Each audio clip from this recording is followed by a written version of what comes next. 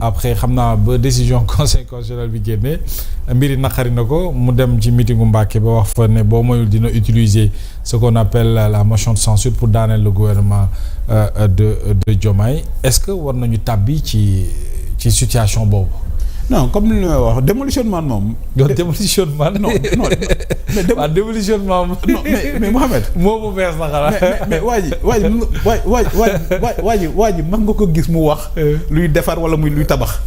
ba mu nekkee dans la vie politique ba léegi. bi mu nekkee dans l'opposition il a voulu détruire l'exception sénégalaise avec l'insurrection. Oui. C'était la première fois qu'on assiste à une insurrection pour prendre le pouvoir. Il veut détruire, demolition, comme disait l'anglais. Bi mu nekkee premier ministre. Il a démoli l'économie. Les chiffres sont faux def caché guute gi nekk ba léegi mu mën ci dugal démolition. Léegi Assemblée nationale démolition parce que il veut créer un chaos institutionnel. Il veut créer un chaos institutionnel. yow nga bëgg a nekk président parce que yaakaar nga ni mooy li ñuy wax le narcissisme. C'est pourquoi damay wax souvent Ousmane Sonko ne relève pas de Machiavel, les gens qui comparent, mais Ousmane Sonko relève de Freud. Ça, de la psychologie, de la psychanalyse. On doit le mettre sur un divan pour le comprendre. Le gars, il voulait être président de la République parce qu'il estimait que président de la République, c'est là où tu as tous les pouvoirs. Narcissisme, tu as tous les pouvoirs. Yàlla bëgg Sénégal ñun war nañoo sant yàlla bëgg Sénégal imagine ngóor si bu nekkoon président. tey kenn waxtu Sénégal. yow nekkoo président. nga dem nekk premier ministre léegi nga ni comme man nekk naa premier ministre nañ def des réformes tous les pouvoirs ñu jox ma ko parce que maay premier ministre. Comme on dit, les hommes sont mortels. Les institutions demeurent. yow nekkatoo premier ministre nga fexe bañ jàq le premier ministre nga dem Assemblée nationale et tu veux maintenant que tous les pouvoirs soient transférés à l'Assemblée nationale. Mais jusqu'à quand on va réduire l'avenir, la vie de notre pays à une personne, à une personne. Enfin, si c'est une personne exceptionnelle ñu ni oui mais une personne banale et ordinaire. tey jii le chaos institutionnel qu'il veut créer il veut que tous les pouvoirs aillent à l'Assemblée nationale. Dama doon wax les gens de Pastef mais soyez intelligents. Sonko est Premier ministre, il va être président en 2024. Si vous faites des réformes, vous transférez tous les pouvoirs à l'Assemblée, à la primature. Nous devons un régime parlementaire. En 2029, s'il gagne, qu'est-ce que vous faites? Ah oui, vous retransférez encore les... Non, quand même. Mais quand même, son institution doit aller Et c'est pourquoi je dis souvent, Sonko et Diomaye, leur truc là, c'est comme une certaine cour de récréation. Chacun joue... Quand les enfants sont dans une cour de récréation là, comme Sonko et Diomaye, ils jouent à se faire peur. Et ils finissent par avoir peur. Parce que aujourd'hui, c'est quoi le problème du Sénégal? Sonko veut créer un chaos institutionnel. Diomaye, qui est président de la République, veut aussi par le biais des institutions organiser sa résistance. Quand le président de la République saisit le Conseil constitutionnel pour demander est-ce qu'on peut coupler les législatives avec les locales, c'est quoi? C'est pour humilier le président de l'Assemblée nationale. Donc le président de l'Assemblée nationale... Dissoudre l'Assemblée. Souvent le président pour dissoudre l'Assemblée nationale et puis... il doit saisir le président de l'Assemblée nationale, l'informer. Mais quand le président le contourne et écrit directement au Conseil constitutionnel, et le président de l'Assemblée apprend par la presse que le président va cumuler, ça veut dire que donc de fait le président veut dissoudre l'Assemblée nationale. C'est ça. Donc c'est une sorte de comme je dis cours de récréation.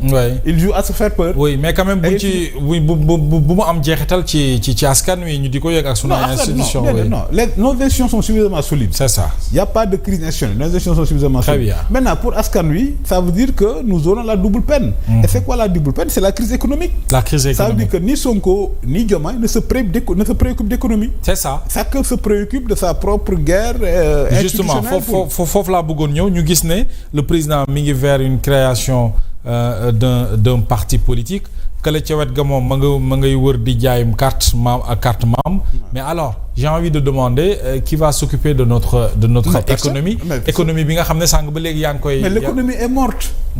Mais l'économie est morte. Bi Macky Sall di dem 2024 moo tax gars yi gën tàcc Macky Sall. Ah oui quand même parce que li fi am na ku ne ba mu ñëwee mënoon ko bàyyi ci mbedd yi. du réer parce que li fi defoon yëpp a. Non, tu peux manipuler. On pouvait tout reprocher à Macky Sall. Sauf qu'il faisait de l'économie. Il faisait de l'économie, il faisait des infrastructures. Macky Sall bi muy dem en 2024 la Banque mondiale avait classé le Sénégal parmi les 10 économies les plus dynamiques au monde.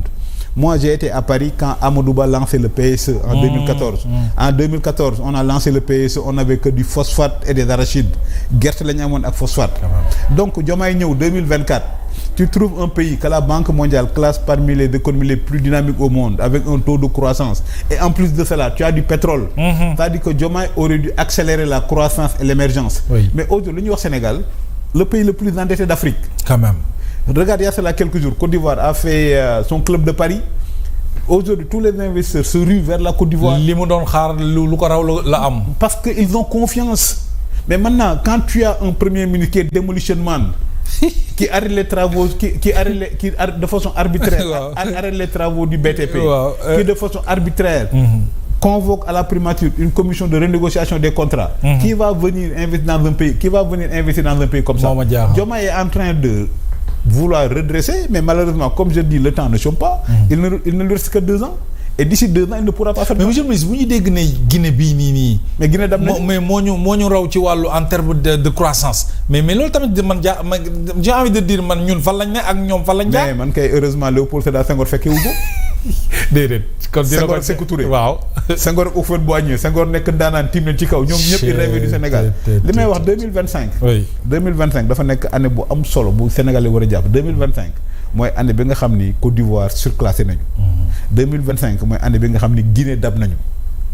2025 mooy année bi nga xam ni Bénin mi ngi ñuy talonné parce que bu ñu doon wax UEMOA 40% de l'économie c'était la Côte d'Ivoire. 20% c'était le Sénégal. mais léegi Guinée dab nañu et puis maintenant le Bénin de Patrice Talon nous talonne mais parce que ces gens-là demolition man bi mu ñëw il a détruit l'économie. L'économie c'est la confiance tey jii boo nee da ngay dem jënd Range Rover jënd naa un exemple boo nee da ngay dem jënd benn Range wala benn Cadillac mais c'est parce que tu as confiance en l'avenir. boo nee da ngay dem jënd kër Saly pour faire maison de camp c'est parce que tu as confiance en l'avenir. L'économie se fonde sur la consommation. Oui, la consommation se fonde sur la confiance mais ñii en 2 ans ils vont tuer la confiance. Regarde léegi fi Sénégal fi ñu déggee ci àdduna affaire dette. Le pays le plus endetté au monde. Alors qu'on nous présentait comme une sorte de miracle de miracle économique, un pays qui a eu de la croissance pendant 10 ans. Et li may wax démolition. Mais ça c'est un bilan de Diomaye Sonko hein. Mais j'ai vu ñoom ñaar ñëpp de. mais Sonko mooy sur le plan économique moom. waaw sur le plan économique. Sonko mooy Diomaye amul ay Diomaye fi moo fi nekk ak yooyu. non këccët leen ma ci. non mais sur le plan économique Sonko mooy Diomaye. Ils sont tous incompétents. Mais par contre 90% de la responsabilité incombe à Sonko. À Sonko oui. Mais li may wax démolition man. Le gars a un agenda de sabotage systémique dégg naa ko Touba xama Mbacké muy attaquer le premier ministre actuel. mais waaw en disant oui il paraît qu'il dit qu'il va créer les conditions favorables à l'investissement quand même comment on peut reprocher à un premier ministre de créer quand même. xanaa dañu bëgg réew mi ndërmeelu kon. moom lu bëgg il l'a presque réussi. oui quand même il l'a presque réussi. Aujourd'hui quand boo génnee ci mbedd mi.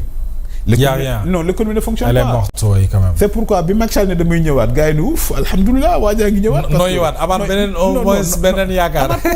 amaat confiance. Très bien alors ci wàllu justice bu ñu ci delloo lu jëm ci haute cour de justice coow li bari na parce que récemment déglu nañu ci Ismaïla Madior Fall donte dàq renvoyé nañu son procès.